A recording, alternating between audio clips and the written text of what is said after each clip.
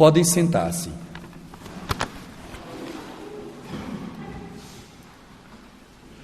A igreja hoje celebra a festa da Epifania do Senhor. É justamente o momento em que a igreja encerra todo este período natalino, esse período tão cheio de bênçãos, tão cheio de graças. É justamente o momento que, às vezes, com grande pesar, nós vamos desmontar o presépio, por guardar com cuidado, para que no próximo ano o menino Jesus também volte a nascer nesse presépio e também no coração de cada um de nós. E a liturgia, ela encerra esse período de Natal com a festa da Epifania do Senhor. Por que esta festa da Epifania do Senhor? O que significa Epifania? Epifania quer dizer o quê? Grande manifestação, revelação. Por quê? Porque nosso Senhor Jesus Cristo, primeiramente, ele apareceu, quando ele nasceu na gruta, primeiramente ele se manifestou a quem? A sua Santíssima Mãe, como é narrado aqui hoje no Evangelho, a São José, seu esposo, mas os anjos também quiseram que os pastores que estavam próximos também estivessem ali presentes e fizessem esse primeiro ato de adoração ao menino Jesus.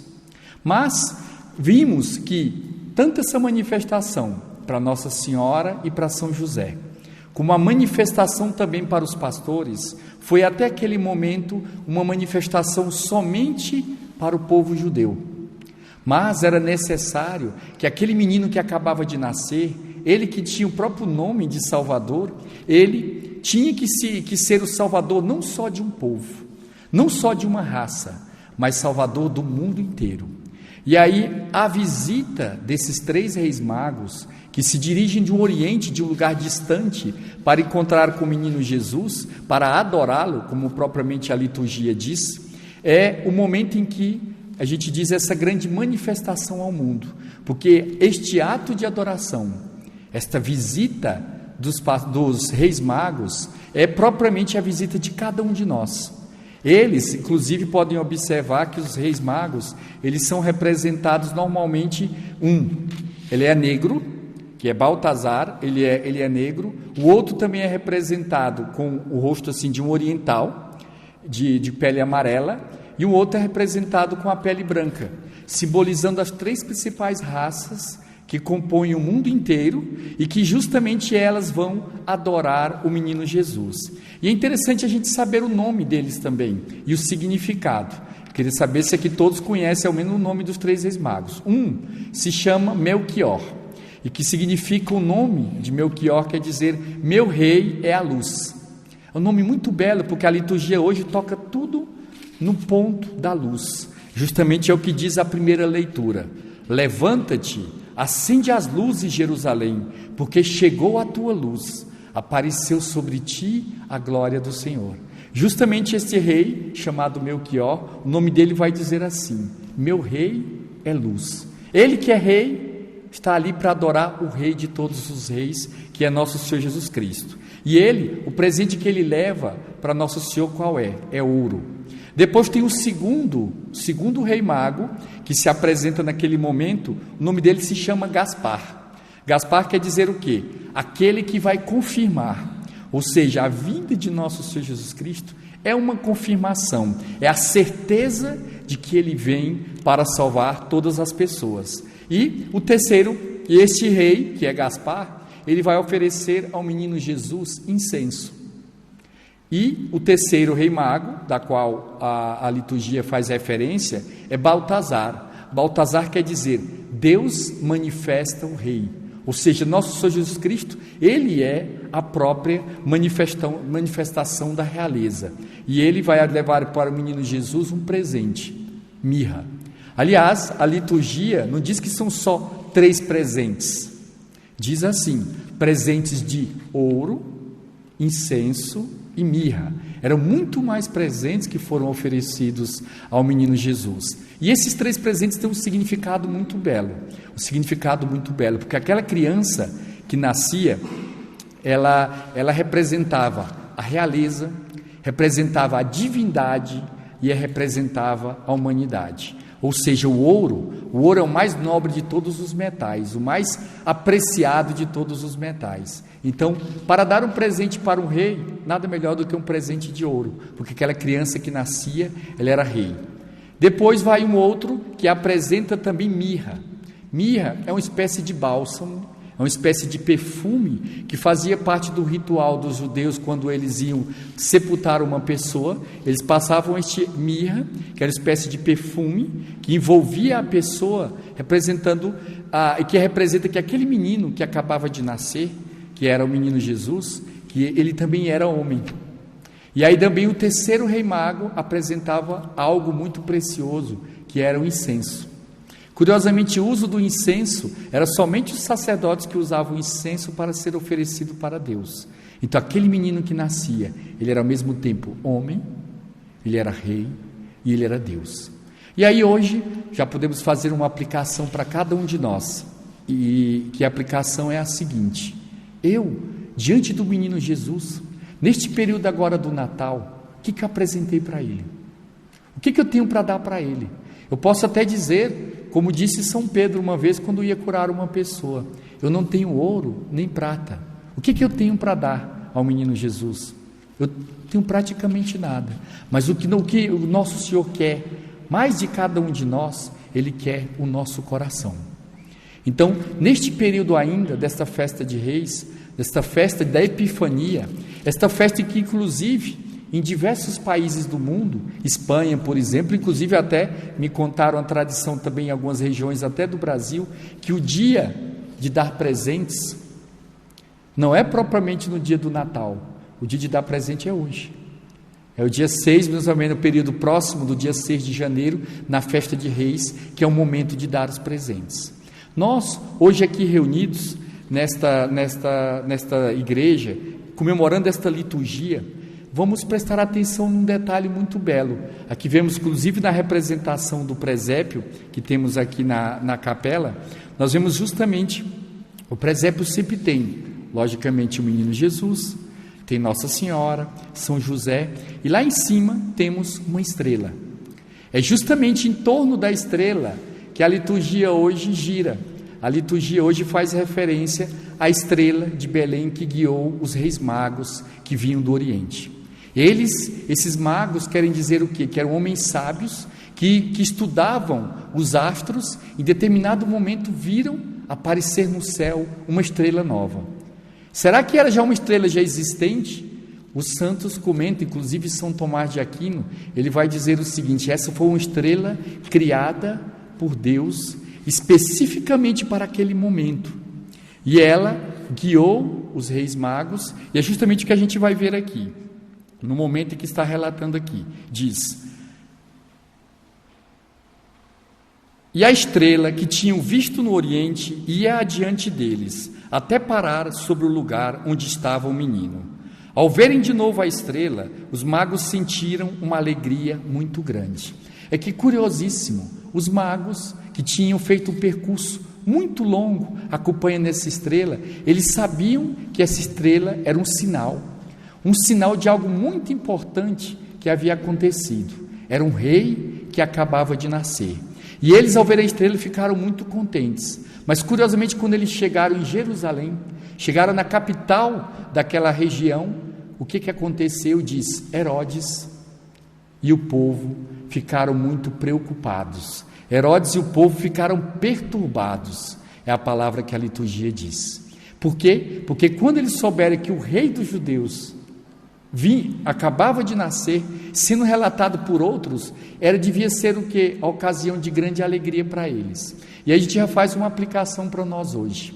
Será que a humanidade de hoje, se soubesse, aparecesse no céu novamente uma estrela, e aparecesse essa estrela indicando que o menino Jesus acabava de nascer, será que o que seria deste mundo de hoje? Seria um momento de alegria ou um momento de tristeza? Quantas pessoas se alegrariam? Quantas pessoas se entristeceriam? Por quê? Porque se esse menino viesse, ele viria trazendo uma mensagem. Ele viria pregando uma mensagem de salvação. Ia dizendo não para muita coisa que o mundo de hoje quer que seja assim. Primeiramente, a gente pode observar que para as pessoas andarem no caminho do bem, ou melhor, para andarem no caminho do mal, parece que é necessário que eles neguem o que? A existência de Deus. Porque se Deus existe, muita coisa tem que mudar na nossa vida. Todas as pessoas dizem assim: o inferno não existe. Porque se o inferno existe, tem que mudar muita coisa na minha vida. Se um Deus se encarnou, se um Deus se fez homem como nós, e veio trazendo uma mensagem de salvação, ou eu sigo esta mensagem, ou eu não sigo. Se eu sigo, eu me salvo. Se eu não sigo, eu me condeno. Mas preste atenção nesta palavra me condeno, porque nem sequer precisa a condenação de Deus. É propriamente a pessoa que se condena. Por quê? Porque quando é apresentado um remédio para alguém, põe o remédio do lado e diz: olha, você está com uma doença muito grave, uma doença que leva em pouco tempo à morte, mas se você tomar esse remédio, você vai ser curado. E a pessoa se nega a tomar esse remédio, o que acontece? E essa pessoa morrer, ela se condenou. Assim são aquelas pessoas que não seguem o que nosso Senhor que nosso Senhor ensinou. Mas, falando dessa estrela, já vamos partindo para o fim, falando dessa estrela, temos que hoje ver que os reis magos seguiram uma estrela. Mas, infelizmente, digo infelizmente mesmo, o mundo de hoje também segue estrelas. Como é que o nome que se dão a esses personagens hoje de filmes, de novelas, de televisão, cantores de sucesso, dão o nome dele de estrelas, de astros. Então todo mundo segue uma estrela. Naquele tempo também, os 3 reis magos seguiram a estrela que apontava o menino Jesus.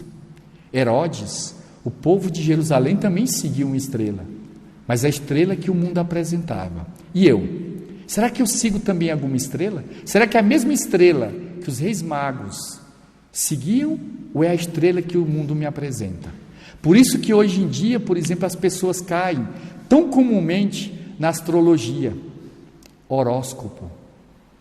Veio, por exemplo, os jornais. Os jornais de hoje em dia não dedicam, os jornais que dizem: nós vivemos na época da ciência, na época que não se pode acreditar porque tudo é superstição. Os jornais dedicam sempre uma parte das suas páginas para horóscopo. Aliás, diga-se de passagem, quantos são os horóscopos? 12, né? Na verdade são 13. Aliás, a pessoa classifica como sendo o horóscopo, cada pessoa que nasceu em tal mês, ela é guiada por tal Sagitário, Escorpião, tal outra coisa. Completamente errado do ponto de vista até da posição das estrelas. Por exemplo, se eu não me engano, a constelação de Aquário, 45 dias ela tem. A constelação de Escorpião, somente 5 ou 8 dias. Inclusive, quem acha que é protegido por certo tipo de estrelas, nem sequer essas às vezes são. Mas a gente deve recordar aqui uma frase que os padres da igreja, os primeiros cristãos já diziam. Eles contavam o seguinte: eles diziam: se alguma vez as estrelas, os astros falaram alguma coisa, aliás, os astros nunca falaram, né? Até uma pessoa, uma frase diz assim: os astros não mentem.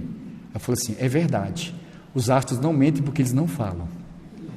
Eles não mentem, porque não falam, começam por aí. Então não tem como eles sequer mentir.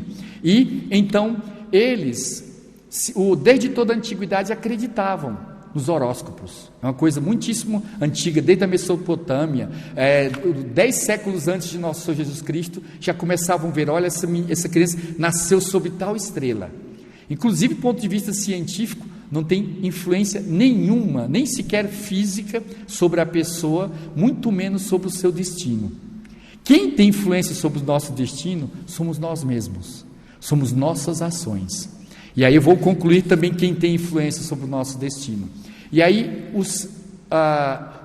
aquela estrela, ela foi guiando, de repente quando parou em Belém, ela parou e depois apagou. Por quê? E aqui os santos que eles diziam: aquela estrela parou sobre o local que o menino Jesus estava, dizendo assim: se alguma vez as estrelas falaram, disseram a verdade, foi nesse momento dizendo aqui: homens da terra, não segui mais a nós, a estrela nasceu, está aqui, é este aqui que vai ser o guia de vocês, vai ser o guia de cada um que está nessa terra, é nosso Senhor Jesus Cristo, Ele que é a nossa estrela, Ele que é o nosso caminho, Ele que é a verdade, Ele que é a vida. Por favor, não olhe mais para nós, para as estrelas, não pergunte mais para os horóscopos o que é que ele possa dizer, pergunte o que nosso Senhor Jesus Cristo tem para dizer a cada um de nós. Então, nessa Santa Missa, vamos pedir aos Reis Magos, que saíram de sua casa, dos seus palácios, de todos os locais que eles administravam, para seguir uma estrela, adorar o menino Jesus. É isso que devemos fazer. E nessa Santa Missa que vai se realizar agora, nós vamos ter uma graça muito maior ainda do que acompanhar de ver uma estrela que cruza o céu. Nós vamos ver o próprio nosso Senhor Jesus Cristo se fazer presente em corpo, sangue, alma e divindade, assim como Nossa Senhora viu o menino Jesus ali no presépio, assim como os Reis Magos ali também viram no presépio. E vamos oferecer esses presentes: ouro, incenso e mirra, e mais ainda o nosso coração contrito e humilhado, mas cheio de amor a este menino que há pouco tempo nasceu. Louvado seja nosso Senhor Jesus Cristo.